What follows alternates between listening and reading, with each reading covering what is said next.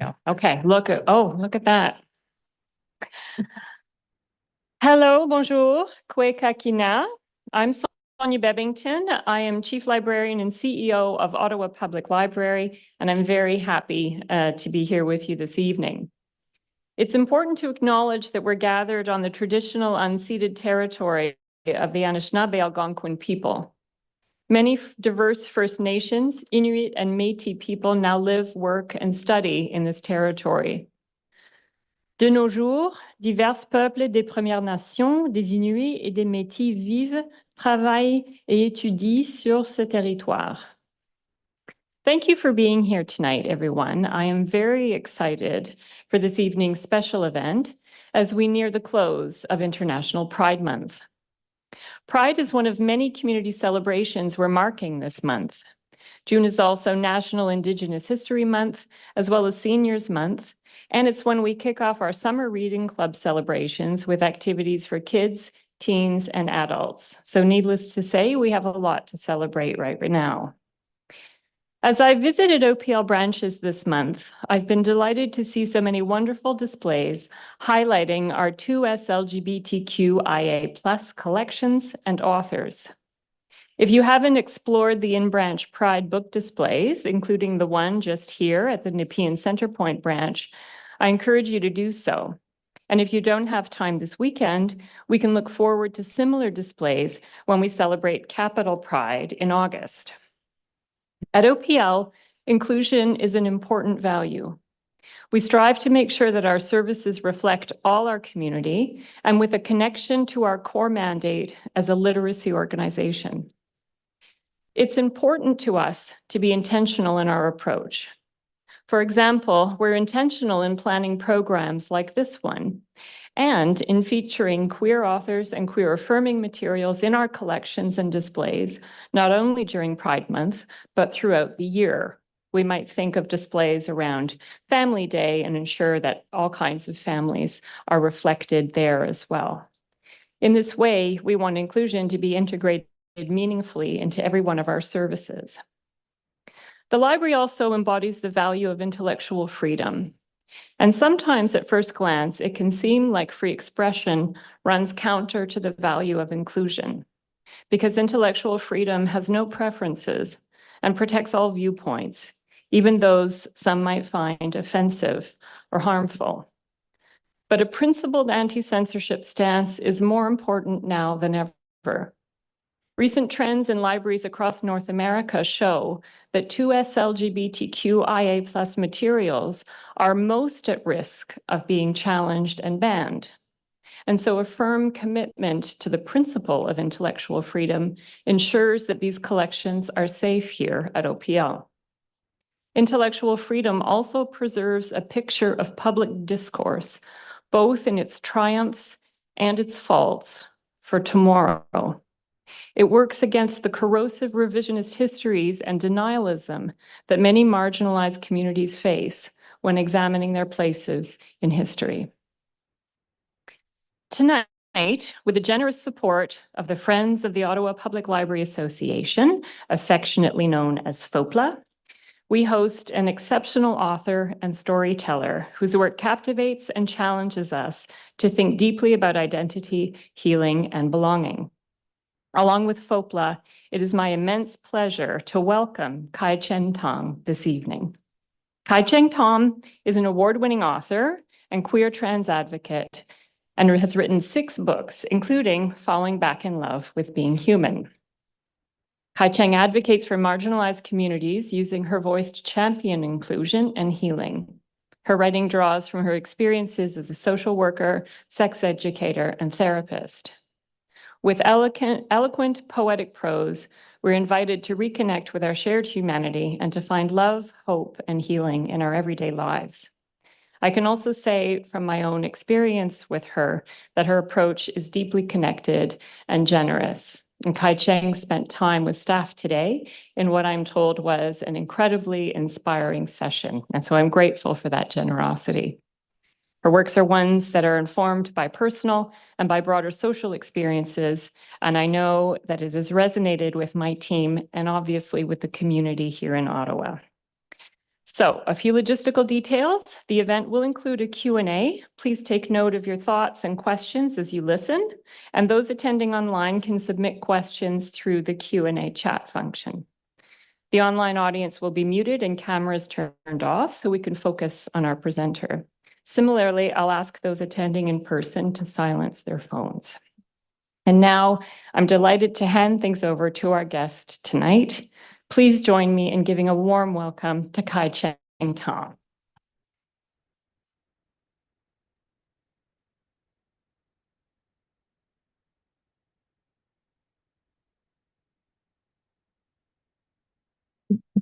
Good evening, everyone. Hi. Wow, it's so nice to see so many people here, including my dear in-laws. Hi, thank you for coming. Thank you so much, Sonia, for that really, really kind and generous introduction. What an honor to get to spend time with you all. I'm going to introduce myself properly and also give some more gratitudes. But before I do that, I thought I would read from this book, which I forgot to bring with me on the plane, and so I'm borrowing from the wonderful Spaniel tale. Is that okay with you all? Yeah, okay, fabulous. Okay. So I thought I would start with a love letter to a little known author named J.K. Rowling. Bear with me. Okay. For those who may not be aware, J.K. Rowling is the author of the Harry Potter series, which I'm sure you have heard of, and also has recently become rather famous or infamous again for her publicly shared many times views on transgender rights advocacy. More or less, she is against, which is a view that is diametrically opposed to my own. And yet, those novels really shaped my childhood as they did the childhoods of many people I know. Raise your hand, maybe, if you are one such person. Okay, so that's a lot of people in this room. And there's something about that. I think that is particularly meaningful on a day like this, at a time like this. So this is a love letter to J.K. Rowling. It begins with an epigraph from her own statement, sort of at the beginning of all of this. It comes from her an open letter you can read on her website, dating back to 2021. So she says, "If you could come inside my head and understand what I feel when I read about a trans woman dying at the hands of a violent man, you'd find solidarity and kinship. I have a visceral sense of the terror in which those trans women will have spent their last seconds on Earth." And then this is the second epigraph, a little bit further down in her letter. She says, "When you throw open the doors of bathrooms and changing rooms to any man who believes or feels he's a woman, then you open the door to any and all men who wish to come inside." And this is a love letter to J.K. Rowling. "I wish you wouldn't fear me. If you could come inside my head and understand what I feel when I read the words of a cisgender woman who is terrified that the coming of my liberation means the ending of hers, then you'd find your mirror image, trying to break out of the frame. It does not do to dwell in nightmares and forget to live and let live. I don't want to exist in a world where I am afraid of you, Joanne, where you are afraid of me, where I am afraid of men, what men will do when you are afraid of me. Believe it or not, I know something about being a woman. I know what it's like to live in a body defined by what men can take from it. I lived in terror too, like you. I know what being a survivor is. I know what being a survivor does. I know about the things we become in the dark, what fear turns us into when we are desperate to live. Voldemort means flight from death. This is Ottawa, so you all know that. Doesn't it, Joanne? Your wicked wizard broke his soul into 7 separate pieces, drank the blood of the innocent and snake's milk, started wars, all in the name of escaping death. Fear makes monsters of us all. So many monsters, you wrote so many magical creatures, and yet still, I want to talk to you about what a monster is, Joanne. A monster is a part of ourselves that we fear to find in the mirror. A part of ourselves we try to cut out and split off and put inside other people so they can carry it for us, our fear and our shame. These are dark arts of the oldest kind. Dear Joanne, what spells are stronger than the dark arts? What magic did it take to end hatred, stop a war, break an unforgivable curse? Not an easy riddle, but I bet between the two of us we could figure it out. You and me, survivors both. You and me, students of enchantment. You and me, and the army of girls and women between us, all of us, monsters and witches, the ones who lived. So, hello everyone. My name is Kai Cheng Thom. Kai Cheng is the first name, Thom is the last. I often have to explain that to people. But you can call me Kai. And I am a writer, a somatic sex educator, a professional coach, and a mediator of a lot of job titles, based in Toronto, which is Treaty 13 territory with the Mississaugas of the Credit River, and part of the territory covered by the Dish with One Spoon agreement between the Anishinaabe and the Haudenosaunee. I am a settler of Chinese descent there and a guest to these lands as well, which I understand is the traditional territory of the Algonquin people. I'd like to extend my deep gratitude to everyone who has made it possible for me to be here. And there's like a list of the names of OPL staff who worked on this event, but then it kept on growing. So I'm afraid I'm going to miss people, but I will name Nathan, Victoria, Corinne, Emma, and there are many more, I think. So I wonder if we could give a round of applause to the staff of the OPL. Some of whom are here tonight, and I think many of whom are not. I'd like to acknowledge all of the workers whose labor, visible and invisible, goes into maintaining institutions like the OPL. And I want to acknowledge the many individuals and groups whose tireless and often unseen and undercompensated efforts go into maintaining public service, maintaining public libraries in particular, one of the last remaining truly public third spaces in North American society, an essential resource for the communities of queer and trans people, as well as working class people, racialized communities, migrants, asylum seekers, and refugees. Libraries themselves are so often underfunded and underappreciated until we really need them, or worse, are at risk of losing them.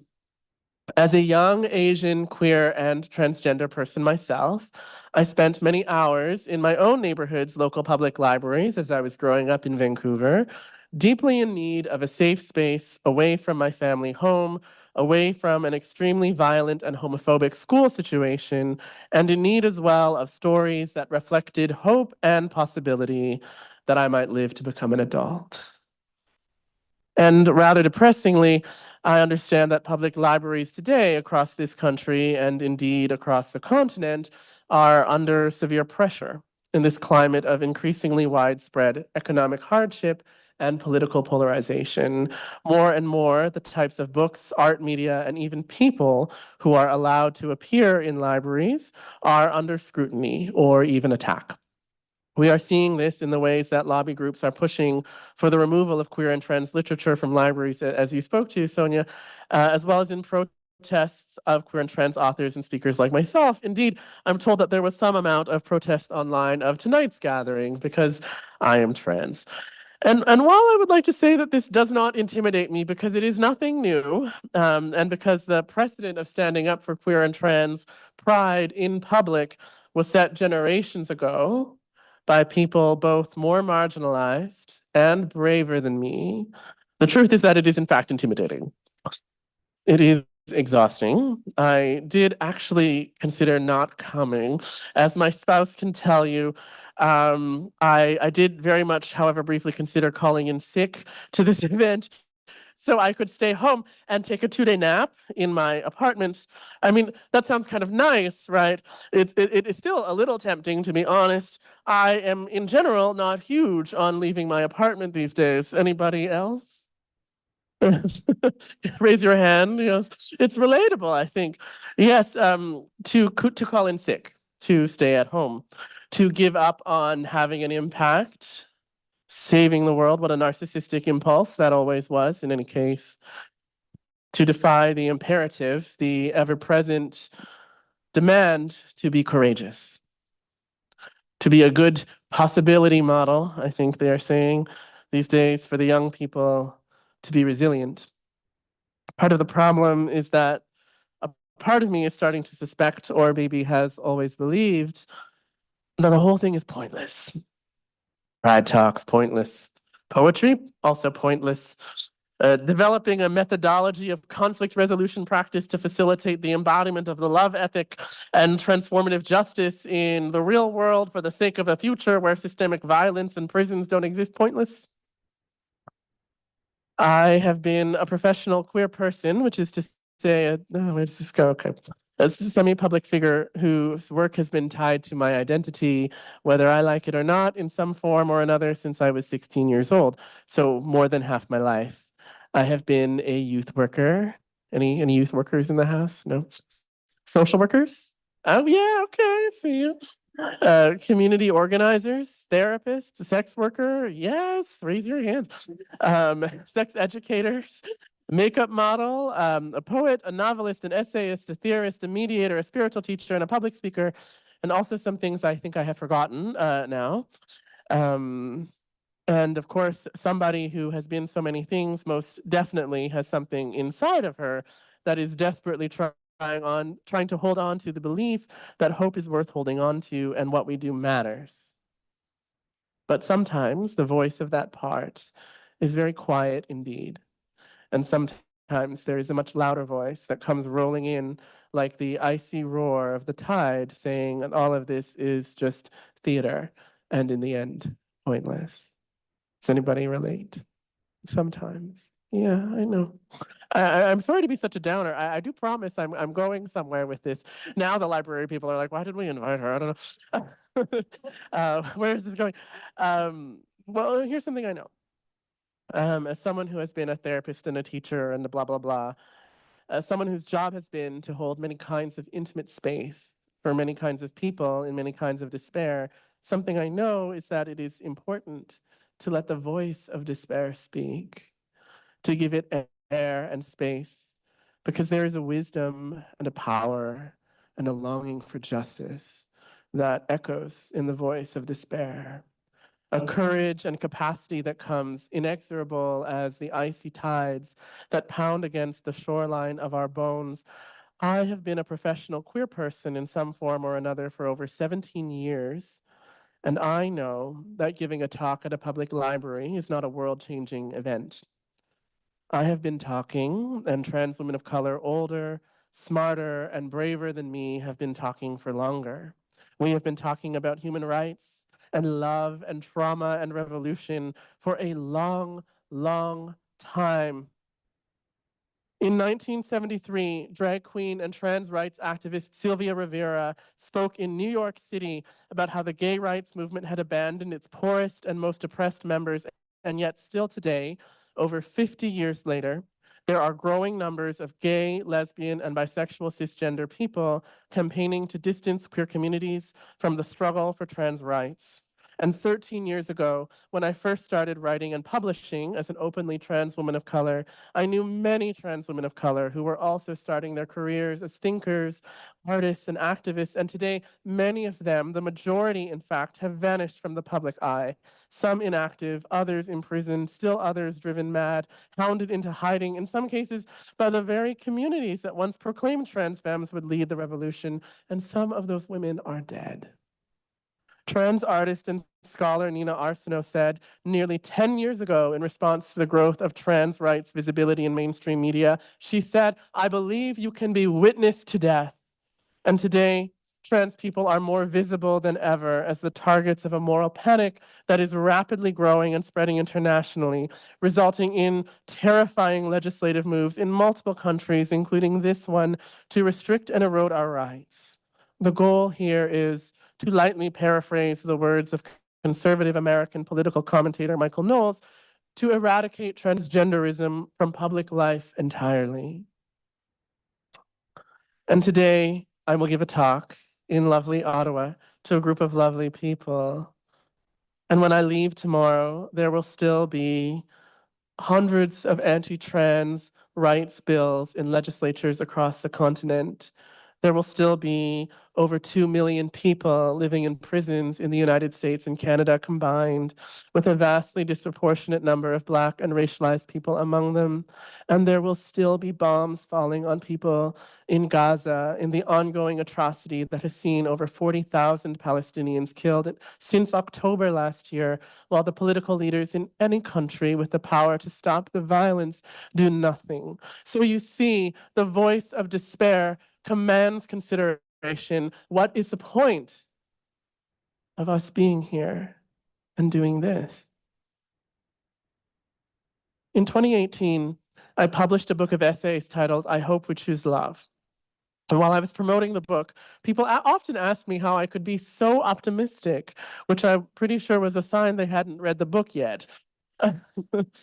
Because they would ask, how do you have so much hope that as a society, as a species, we will choose love? And I would say, you misunderstand. I didn't write a book with the title, I think we will choose love, or I believe we will choose love. I wrote a book called, I hope we choose love. It was not about being optimistic or ignoring what is happening around us. It is about acknowledging suffering and hatred and deciding to make love the political center anyway, because it was and still is the best option. In the living lineage of generative somatics developed by politicized healer and justice movement leader Stacey Haynes out of the wisdom streams of Aikido, as well as Vajrayana Buddhism, it is customary to say, we become what we practice, and we are always practicing something. What am I practicing?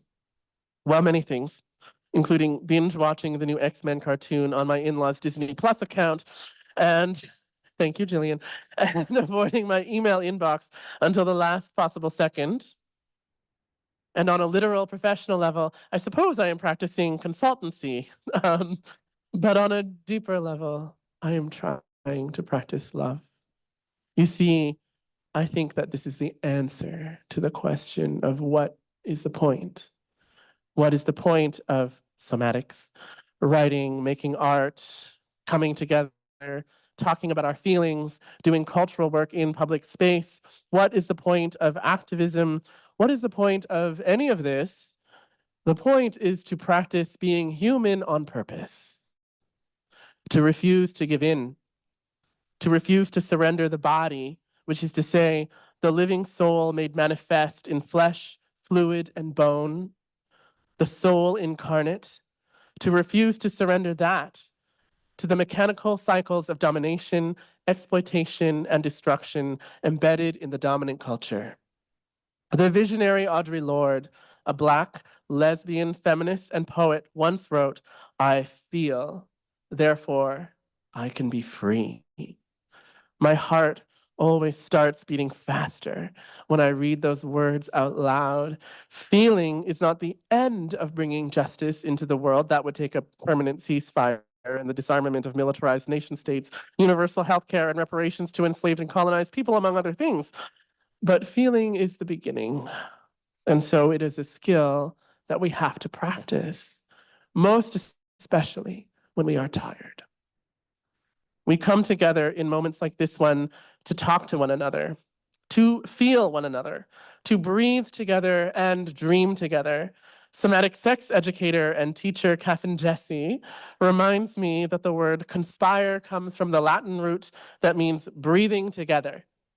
So friends, let's conspire. Let's build a conspiracy to free ourselves by practicing revolutionary love. And here comes the experiential part. Are you ready? You have to know you can't come to a talk that I do without doing experiential. Raise your hand if you like experiential learning. Raise your hand if you like it, but for other people. Yes, I know, I know. Okay. Well, you don't have to do anything you don't want to do. But my invitation is to look at the people who are sitting near you. Some of you have chosen to sit very far away from other people, which is fine. If you are open to it, knowing that you can choose, I invite you to say hello to somebody you don't know yet. Yeah, like look at each other and say hello. Maybe get some names going.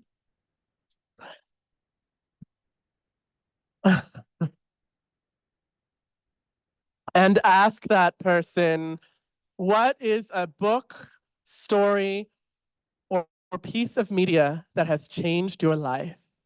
What is a book, story, or piece of media that has changed your life? Go.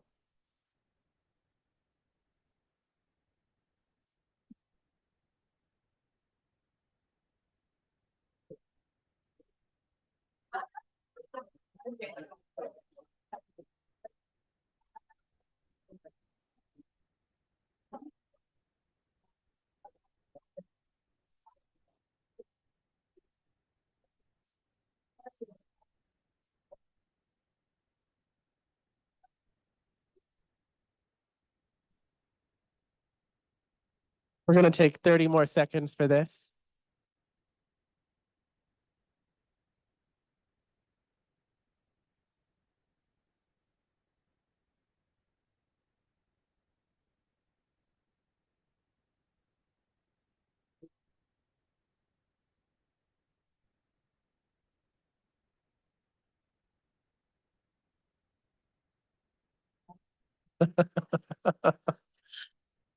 And starting to wrap this up for now, maybe finding some way to thank your conversation partners.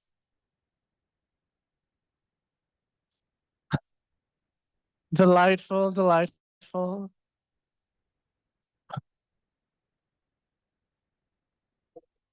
Uh, Oh, I see we're having a hard time stopping. Clap your hands once if you can hear me. Clap your hands twice if you can hear me. Give yourselves a round of applause.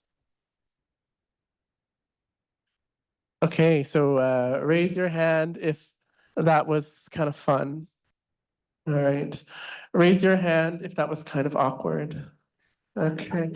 Uh, raise your hand if you are like, wow, that was an interesting person. Yeah, you can't not raise your hand without offending them. Raise your hand if you're like, I might follow up and actually read one of those books or watch that movie or whatever. Yeah, okay, beautiful. So yeah, that's probably easier for some than for others. Yeah. Raise your hand if you didn't do it. No one? Some of you didn't do it, I think, but that's delightful. You have choices. No is a good word.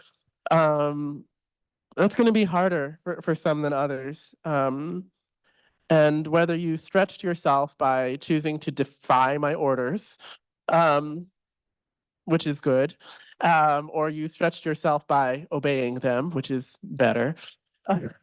A joke, a joke. I appreciate that because the late, great Black feminist scholar Bell Hooks wrote that the definition of love is the willingness to extend oneself for the spiritual growth of oneself or another, a definition she brings to us by way of psychiatrist Scott M. Peck. Love is the willingness to extend ourselves for our own spiritual growth or the spiritual growth of another. And it's very small, this thing we do of, hello, stranger, what's your name? What's a book that changed your life or whatever? Or I'm going to respect myself and defy the person with good hair who is speaking at the podium for my spiritual growth. But either way, I think that is love. You know what I mean? And that is practice.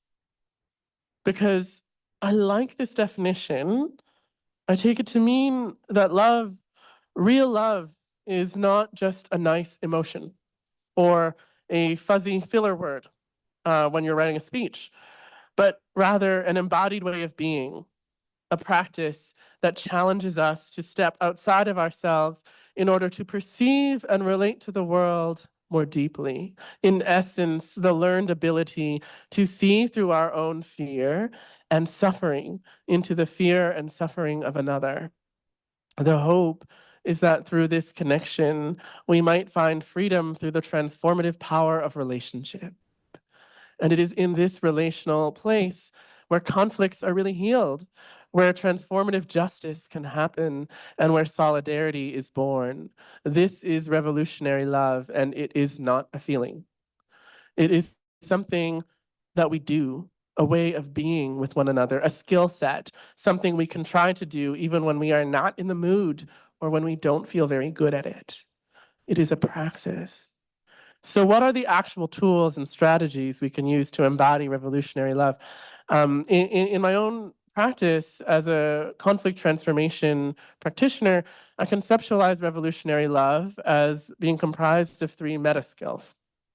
Three embodied concepts or ways of being, stances we can take in relation to the world. And the first is compassionate curiosity, the desire to deeply know and understand perspectives that are different from our own. Raise your hand if you're like, yes, I deeply desire to know perspectives that are different from my own. Raise your hand if you're like, I don't know, I'm a little iffy about that, honestly. Yeah, me too. It's complex. It's complex. The second is equanimity, the ability to hold multiple and at times contradictory truths. And the third is integrity, the act of staying in alignment with one's chosen values, modeling the world we want to live in, compassionate curiosity, equanimity, and integrity.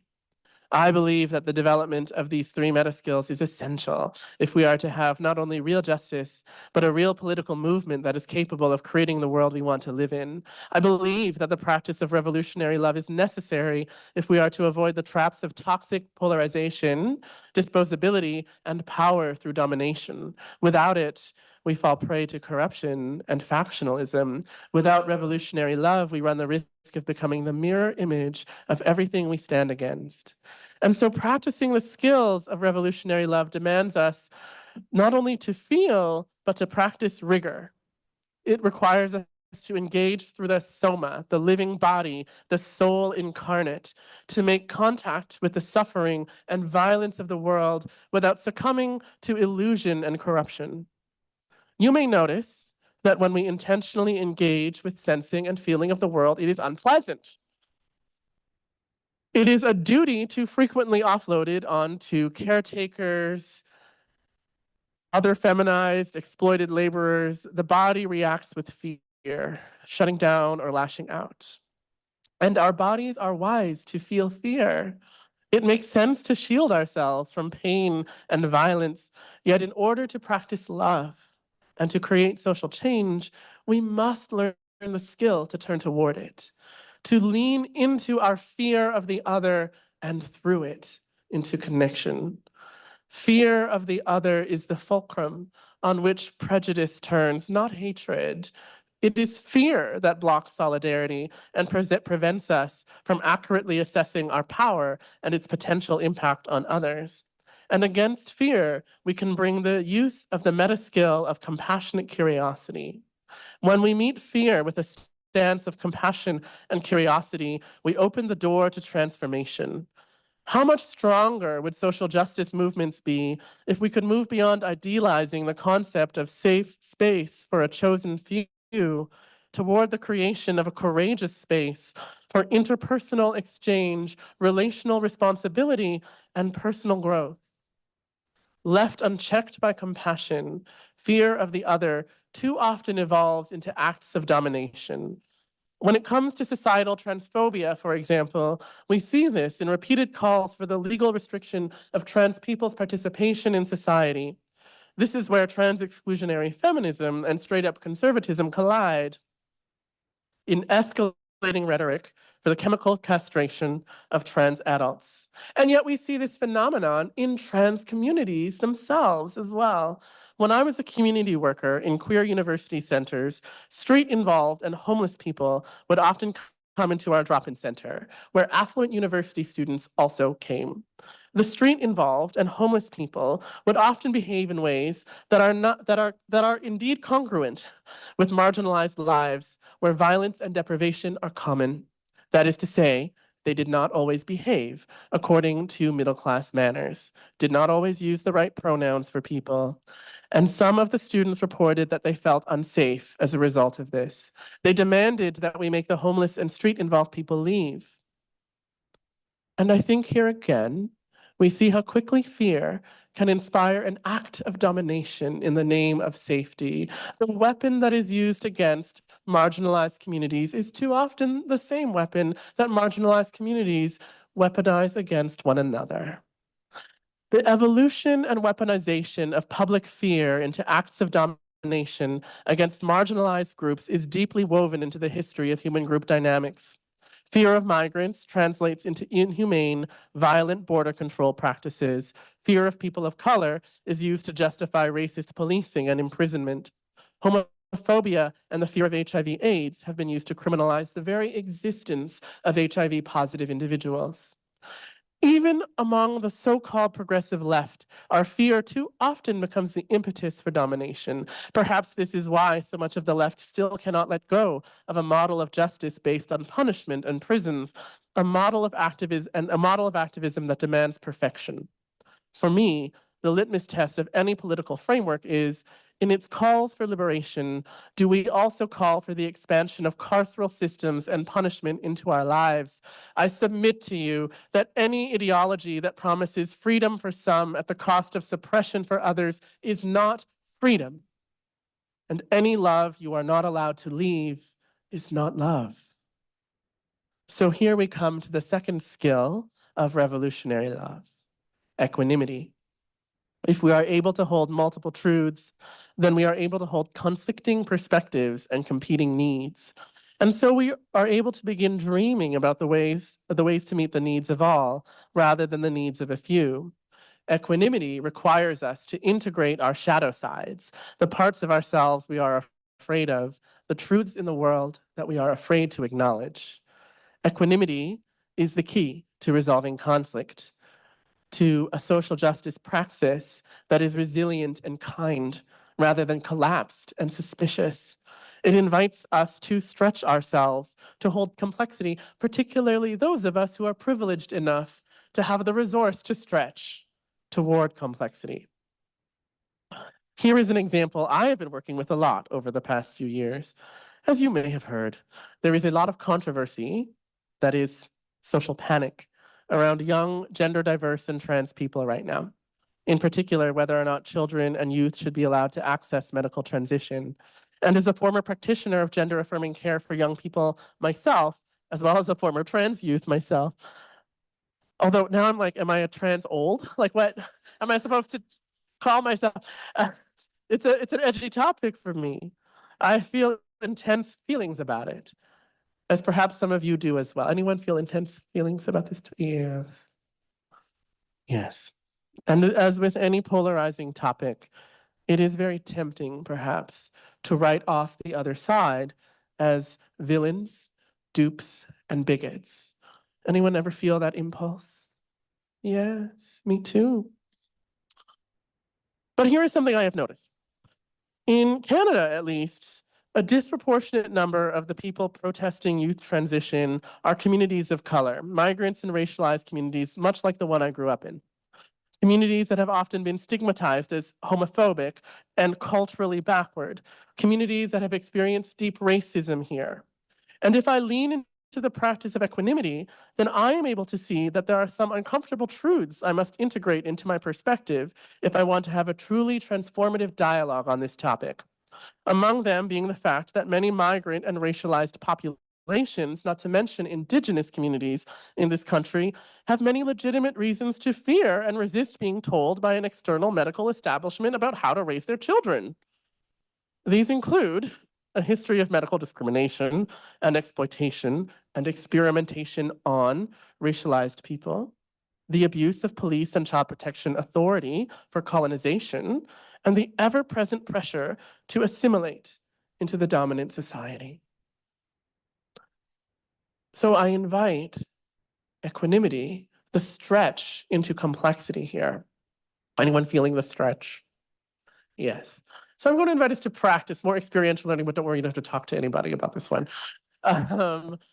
So my invitation is to think about an issue that you feel somewhat strongly about, but also one that you're going to be able to think about without being overwhelmed in this situation. This is not group therapy, and I would rather not be sued, okay? If you must sue me, I suppose, but I would prefer you didn't. Okay, have you got your topic? Just give me a nod. Like, yeah, some of you are going to not do this too. It's good. My invitation is to first think about your side of this issue. Take a breath in and a long breath out. You might even adjust yourself in your seat, like to the side, so you're really on your own side here. It's cheesy, but it works. Um, and just let your eyes close or your gaze relax. Just the key is don't look at any other person. And let yourself land very deeply and truly in all of the reasons you are right. Let yourself feel, embed yourself in the deep wisdom, the something you know from your own story about why you are correct. And let yourself know that this truth, this wisdom you are correct about is potentially incontrovertible. That the truth that comes from your own lived experience is yours and belongs to you. People cannot take that away.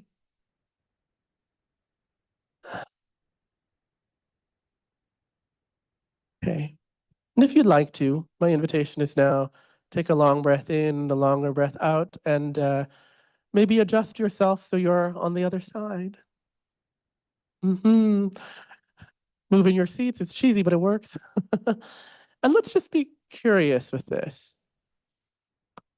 There's another side to this issue. Probably there are some things about it that are reprehensible or wrong to you, maybe. So just ignore those parts, let those parts go. But I'm inviting you to think, to take a long breath in and a longer breath out, and extend your curiosity, extend yourself, reach past all the obvious reasons that other side, those other people are wrong, and look for the truth that is deeper inside. You might be in your regular life 99% correct. Maybe there's 1% in the other side. My invitation, your mission, if you choose to accept it, is to find the 1% of truth in the other side, the one you don't believe in. I'm going to be quiet for 5 seconds.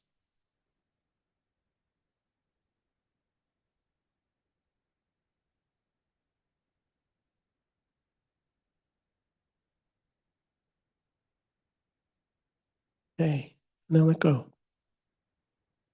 Maybe adjust yourself again, get into the middle, release, release, release. Maybe you found nothing. Maybe you found something. Maybe it wasn't a linear experience. It's not supposed to be a linear experience. Raise your hand if that was hard. Raise your hand if you noticed something that felt like an insight for you. Yeah, check that out. Raise your hand if you might be curious to explore that further. Yeah. And this is very interesting to me because usually we can find truth, even if it's only a tiny amount of truth in a polarized issue that we feel strongly about. We can feel a truth in the other side. But it's like not okay to admit that, right? Like if we do, it's like when we're giving ground to the other side. Yes, I'm not. I don't think that anybody here needs to like speak to people that are harming them. But I just wonder what might be possible in the space where acknowledging shared truth was safe, was allowed, was encouraged, was politically incentivized. I don't know what happened there. So anyway, and it's confusing, right? Raise your hand if you're like, yeah, but if I acknowledge the truth of other people, then I might become problematic. Is anyone scared of that? Or people might judge me, or I might hurt somebody without meaning to. Yeah. Which brings us to the third skill of revolutionary love, which is integrity. I think it's the hardest one, the action step. Because integrity is about doing the thing we dream about. meeting the needs of all rather than the needs of a few, even when it's inconvenient, even when it is annoying, even when it's hard or offensive. It is so much easier to collapse into our own woundedness, to play the oppression Olympics, to get rid of inconvenient people so that we can stay in our own story. But love, not just the feeling, but the political tradition of radical love, the spiritual tradition of divine love, calls for something different. Love calls for expansion and transformation, for generosity and complexity from all of us. It asks us to see through both the eyes of oppressor and oppressed, because the truth is that we all occupy those roles, some of us more than others, at some point or other over the course of our lives. And integrity is a commitment to truth-telling, to protest and resistance without resorting to domination. It is about building strong movements that are capable of holding fear, conflict, difference of opinion, and interpersonal harm even without resorting to punishment or revenge. Practicing integrity as an aspect of revolutionary love is an invitation to be resilient and anti-fragile. It is what my colleague in the field of mediation, Jeff Carolyn, calls the combination of unconditional love and uncompromising truth.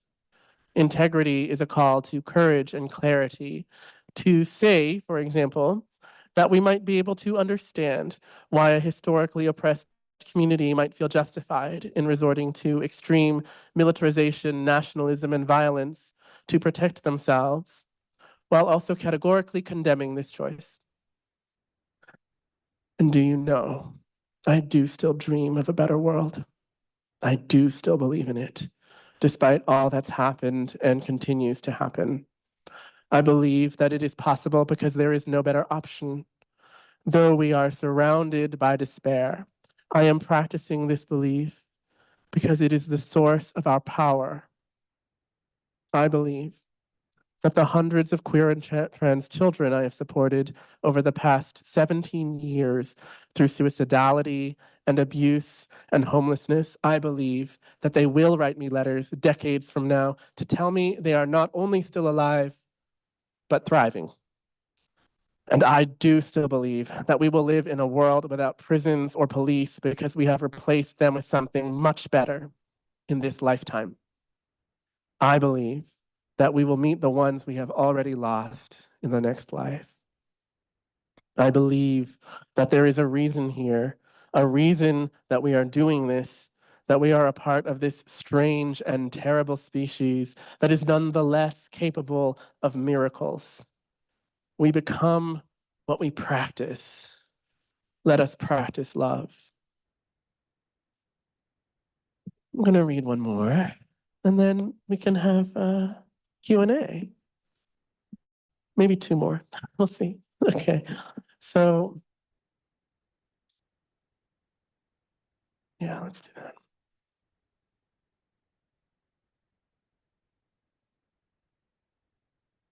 This is to the ones who didn't cry. When I first heard that the gunman had walked into 3 massage parlors in Atlanta and shot 8 people dead, 6 of whom were Asian women, I did not cry. I went to bed and slept without dreaming, an instrument with its strings cut.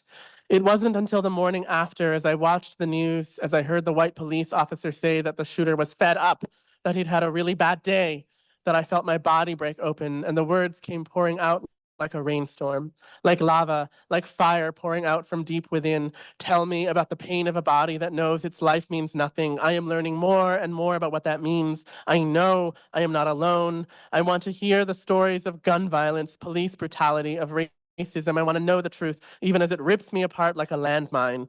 For weeks after the shooting, whenever I tried to talk about it, I found myself weeping instead. I think the truth was choking me as it tried to find a way out of my throat. I want to tell you about the white man who used to pay me for massages. I want to tell you about how he said he had a sex addiction, how he became obsessed with me, how I couldn't tell anyone because they'd say it was my fault for choosing the job that I had. When I saw the Asian advocacy groups talking about how it was wrong to assume the victims of the shooting were sex workers, that it was insulting and degrading to Asian women, my body started screaming, why is my existence degrading to you? What do I remind you of? The news says we never got a confirmation about the kind of work those women did. And I think, why would you tell the truth when you know what people might do with it? My Asian sisters and siblings, you can hate the plot of Miss Saigon without hating Miss Saigon. Your body is not an invitation for violence. Do you know neither is mine? No body deserves to be silenced by bullets. No body deserves to be disposed of in the name of someone else's shame. A body is skin wrapped around stories, is tissue filled with veins that the truth runs through, is a box of bones with a voice inside. I don't want to be a volcano. I want to be a garden full of flowers bursting open toward life, all of them singing, I'm here. I mean something. I want to live. And this is, to me, from a revolutionary trans femme of color living in the distant future. And this epigraph is from Andrea Gibson's Ashes. And all they know of hate is that it couldn't beat the love out of me. Tonight, I am looking up at the stars and thinking of you. Through the smoke from the fires that continue to ravage all life on this planet, I can still see the light of the heavens. I like to imagine you there, looking back. I wonder what you must think, seeing all that's happened since you were alive, since you fought for your freedom and for ours with a band of fierce and fabulous sisters, weird siblings, brothers grim and gay. I wish I could have been there. I wish I could have known you through more than scraps of poetry and story that your generation left behind. So many cycles have passed, so many empires that rose and fell, taking our history and our so-called progress with it. I want you to know how sacred you are, how much it means to us that you existed at all, that you left evidence behind, that you lived and breathed and hurt and hoped. I want you to know we didn't win, not exactly, but we took the stories you and your brethren left behind and wove them into a new way of being. We never stopped hurting, but we learned how to heal. We never stopped harming one another, but we learned how to grow through our wounding in honesty and forgiveness. We developed the secret technology you dreamed about, the sacred ways of loving that can transform pain into pleasure, violence into grace. I want so much to make you proud.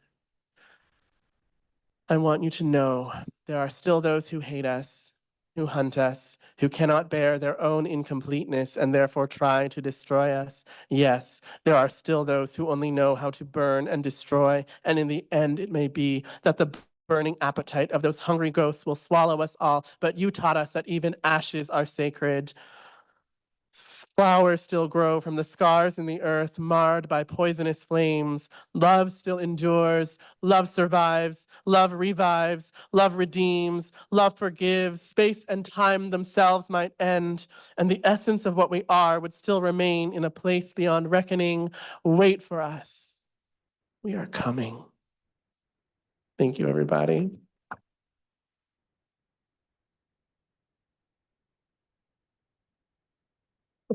Very good. Oh. Oh.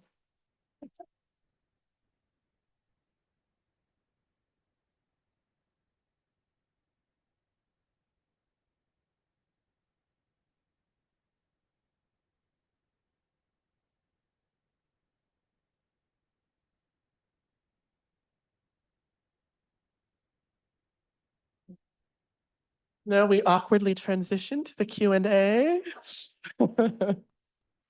Thank you. So yeah, I guess I'm just gonna say like maybe we have questions or reflections. Um, and if not, I have questions for you, so it's okay. I came prepared. I see a hand up here in the third row, and we're gonna bring you a mic. Thank you so much, Emma.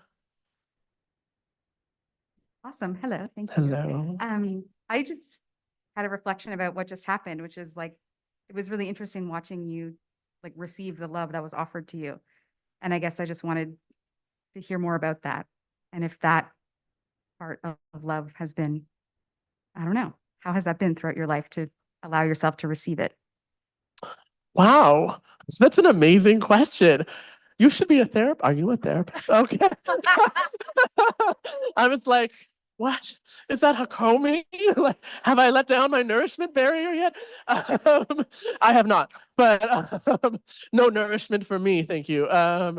It's a good question. It's difficult. Yeah, I mean, I have such a deep gratitude that I get to be with people in all the ways I get to be with people. And this moment 30 seconds ago is like a wow for me, Um, I don't know if you're like a Hakomi person, but they talk about the Hakomi lineage of body psychotherapy talks about what they call a nourishment barrier, which is like a horrifying term.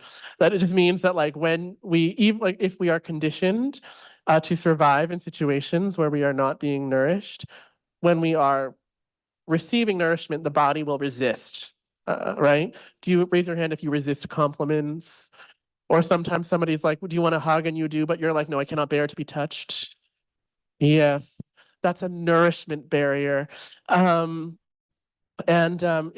arises within us because the reception of love has not been associated with safety. And of course, my knowing this definition is yet another, intellectualization. But it's really challenging. I think moments like this are ones where like something sacred is kind of happening, right? Like, whoa, we're feeling stuff, and like, whoa, we want to connect, and like, wow, we're dreaming together. And then the practice is trying to be present for what's happening. And I think in me, there's like a total adult that's like, thank you. Wow, I like love this. It's so cool. And then there's like a little person in me that's like, oh, they're clapping for someone else. Or for themselves or for the moment. And I think all that's true. Um, but yeah, I think the practice is really like trying to stay with the gift that is here. And my body is still doing that imperfectly. Anybody else? Just me? Okay. Yeah. Thank you for that question. Yeah. Oh, I see a hand up over here. Yeah. Hi, I didn't think I'd get a mic. This is very exciting. Yeah. I was thinking when you were talking about equanimity, about how hard it can be to hold that in places like at protests or in any kind of frontline space. And I was also thinking about the long history of therapy in the Western world and the ways that we're taught to process intellectually. And to kind of keep that confined to an intellectual space or modality. And one of the reasons why I've loved your work is for that encouragement to look for a somatic response and to stay with the body. I'm wondering if you have any, what that has felt like or what you do in those moments where equanimity or the search for equanimity can feel really activating or really hard or really difficult to sit with, and how you try to move through that feeling without it becoming purely an intellectual exercise. Fabulous. I love that. Yeah. It's like, I hear the question is like, what do you do? What do I do inside myself to make equanimity happen? Like to produce it rather than just like trying to force myself into it with thinking, right? Which is so much the demand. And I love this, this kind of reflection on therapy. I mean, therapy is a fascinating thing. Raise your hand if you're a therapist. Okay, you have to leave. No, I'm joking. You can stay. I've just activated everyone's like abandonment trauma, right? But sorry.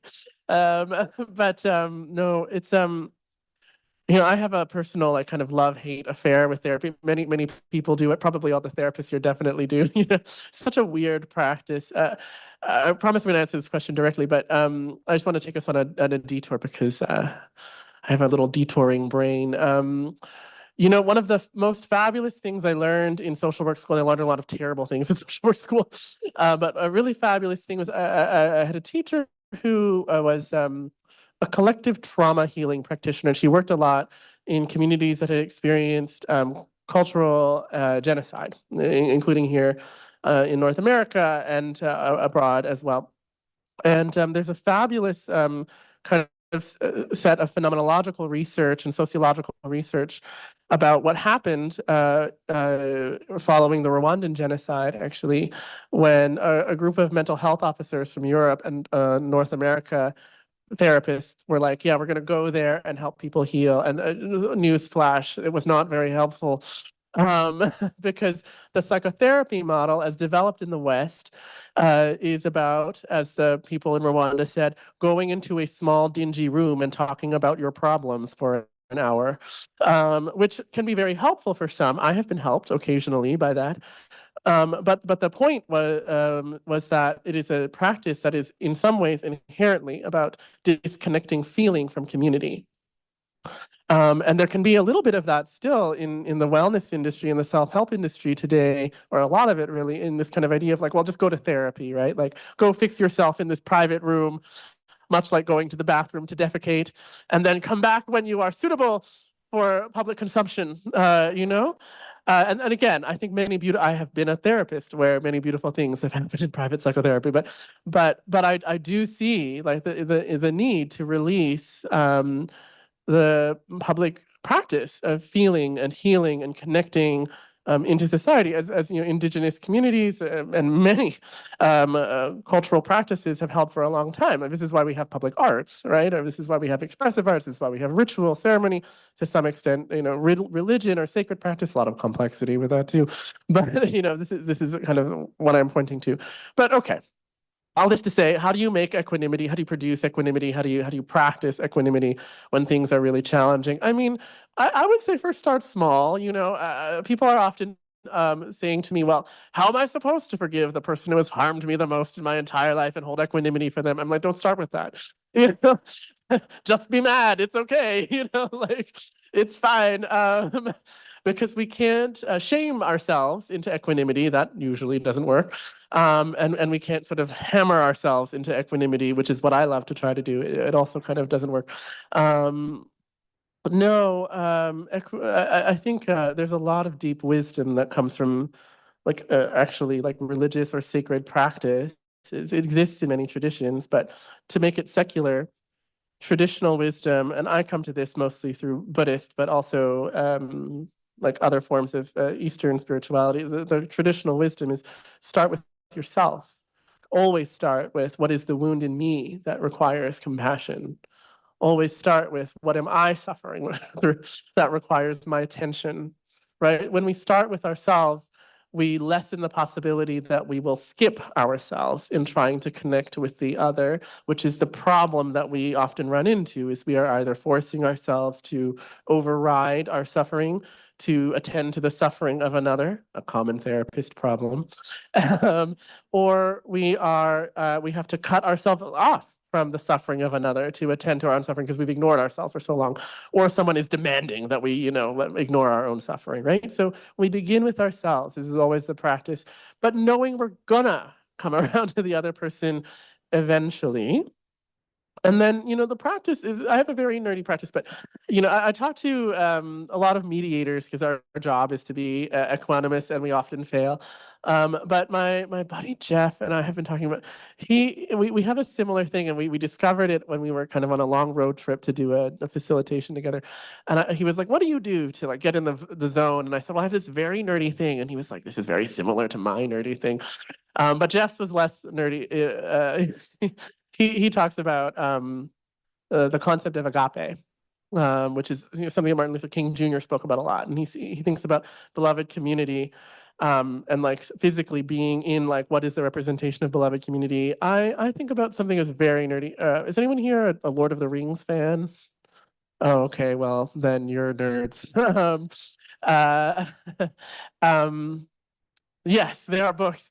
The book, I like the movies too, honestly, but in the Lord of the Rings, which is very problematic, we know, but also there's some beauty there, complexity. I got very attached as a child to the idea of Lothlorien. So this is the magical forest outside time that the witch queen, Galadriel, creates to preserve goodness in Middle Earth, while the shadow of the Dark Lord is attempting corruption, right? It's extremely nerdy. But I really love this idea of the forest outside time, lit by the light of the stars from a different world, a better world.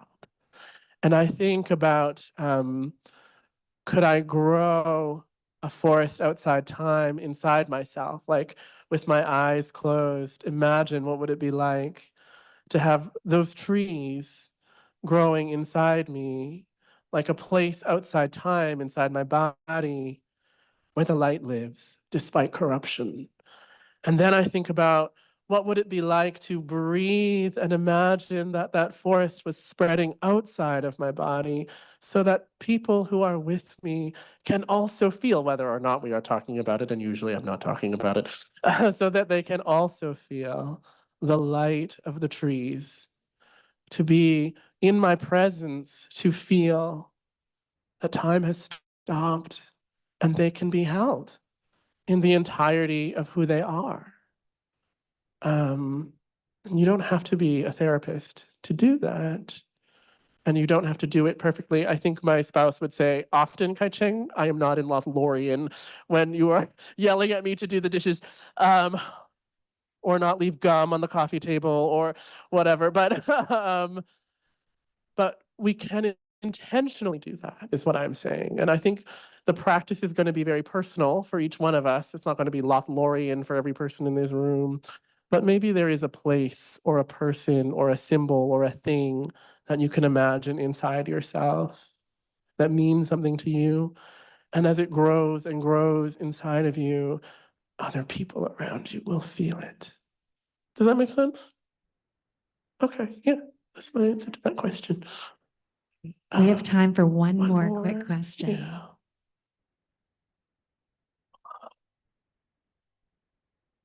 What are some of the ways that you nourish your body to stay in it through all of the tough stuff?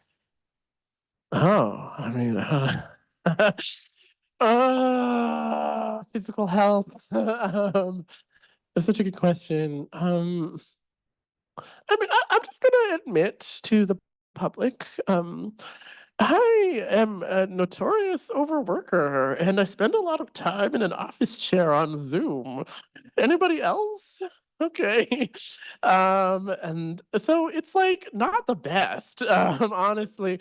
But let's see, what is working? As you can tell, I am a deep woo person, and I do have like a pretty good meditation practice, actually.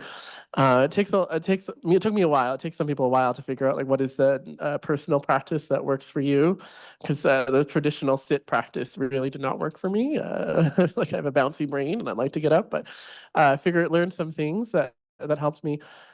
And then honestly, I think it is like the small things that are very sacred. Like, I don't know. Does anyone here count their steps? I'm a step counter. I do 10,000 steps every day. Like, you have to do what works for your body, right? But like, it is a very small thing. So I'm like, have I eaten a vegetable yet? Like, has this happened? Um, Sometimes not. Like truly, it's like not a rocket science. I think what is the hard part is the practice, right? Like, do I value my body enough to take the time to not sit in this office chair and walk for 90 minutes, which is a long time, or like to eat this vegetable, right? Like, and it would help if groceries were more affordable too. But it's back to the systemic, and I think it comes back to like the practice of devotion. The strains of Buddhism that I was educated in that I still really practice are the applied ones, right? Like which are really about you can sit and you can meditate, you can have a spiritual experience, but it doesn't really mean much until you are engaged, like actually engaging the spiritual practice in movement. And I think it's easier for me to lose myself in spiritual practice as action for others, right? Like I'm like, oh yes, I'm going to do all these Zoom calls and help all these people and save the world. I'm going to feel amazing, Lothlorien, yay. Does anyone else find it easy to lose yourself in other people's needs and it feels like a noble calling? Yeah, okay, great. Well, you're wrong. Um, no, you're of course correct, but the equally noble calling is the practice of care for oneself and doing that in action, taking the walk, eating the vegetable, doing whatever it, connecting with other human beings, whatever it is that feeds you, and growing in our capacity to do that, even when the illusion of the world is calling for us to sacrifice our bodies for the needs of another is key. So yeah, I guess I'm not very good at it, but I'm working on self-care. Yeah. Okay. Oh, these are spicy questions. It's delightful. Okay, I can leave. Thank you so much. What a joy to get to spend this time with you. Thank you very much.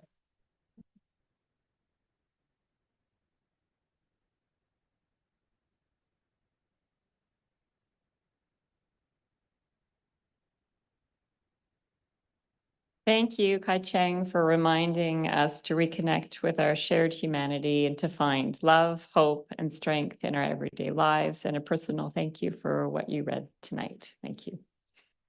For those of you eager to carry a piece of this evening with you, please stay for the book signing session that will follow shortly. I think we may also have a few copies to give away. My colleagues are going to take care of that. But as we close this Pride Month event, let's hold on to the messages of courage and love and resilience that have resonated in the room tonight. I'm very glad that I was here this evening to hear a voice that challenges, uplifts, and inspires.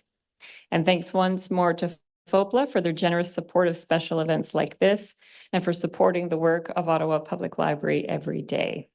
I wish you a wonderful evening. Thank you again for joining us. Merci.